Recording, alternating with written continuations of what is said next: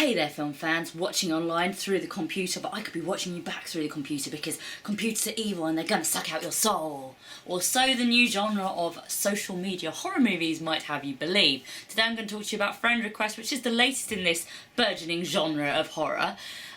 In the footsteps of, I think it was last year or maybe the year before, we had Unfriended, which was vastly superior. So you've got creepy weirdo girl, sits in the corner in her hoodie looking creepy and weird, doesn't have any friends on social media. Popular pretty girl decides, oh, do you know what, I'll friend her so that she has a friend.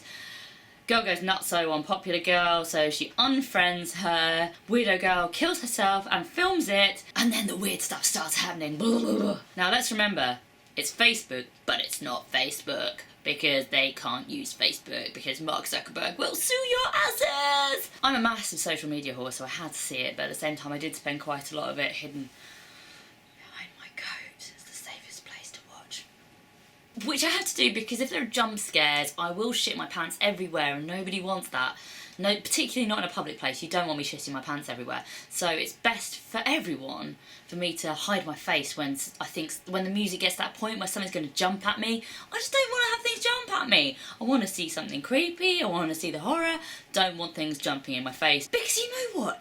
If a cat jumps out at me, I'm going to shit my pants because it's a sudden movement that I'm not expecting. It doesn't have to be something scary. If a ghoul on a giant screen jumps out at me suddenly, I'm going to shit my pants. Something that Unfriended did better, not to keep going on about Unfriended, but it was better, was it was all through the point of view of a computer screen, and it used kind of Skype and video messaging and different social media, whereas this was very focused on that one medium of the Facebook thing, plus there was lots of other kind of rubbish drama going on around the edges of it, so it wasn't as computer screeny, which seemed a bit more innovative to me. Something I did quite like about this was they had some like animated sequences that were like black and white, a bit like the Babadook, but not quite as good, and I'm a sucker for kind of creepy cartoons, particularly in black and white. Some of you might have seen the creepy cartoons I've designed for my dear friend and occasional contributor Benjamin Bloom. But yeah, that's my thing, so I like those. I would actually say this reminds me a bit more almost of a film called One Missed Call, which was to do with, like, you get a phone call before you die, and it was more like the fear of the phone, so back when mobile was a little bit more of a, like, novel thing, but that also had a lot of this kind of creepy Goldy stuff going on as well, and I remember there was some type of zombie thing chasing someone through a underground bit. It's a bit more that type of creepy, spooky stuff going on, as opposed to your straight-up psychological horror. A big problem though is that none of the characters seem to be very real.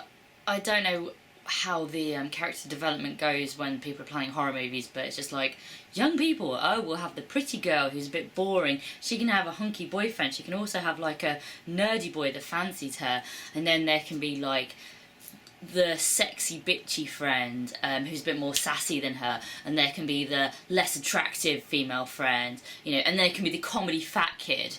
You know, there's always the same kind of people, and they're just, I mean, I guess Cabin in the Woods plays on that quite successfully. Why are the lead girls in horror movies always so bloody drippy?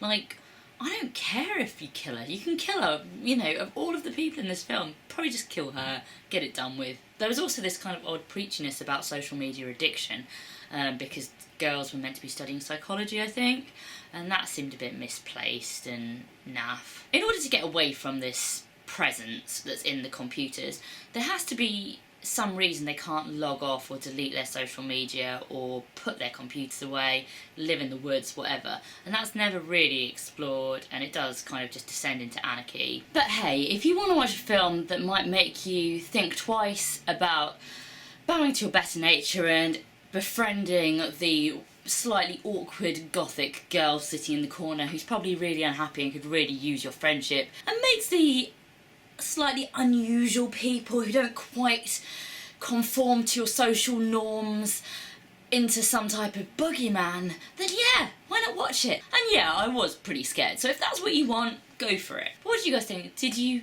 like it or not so much? Let me know in the comments.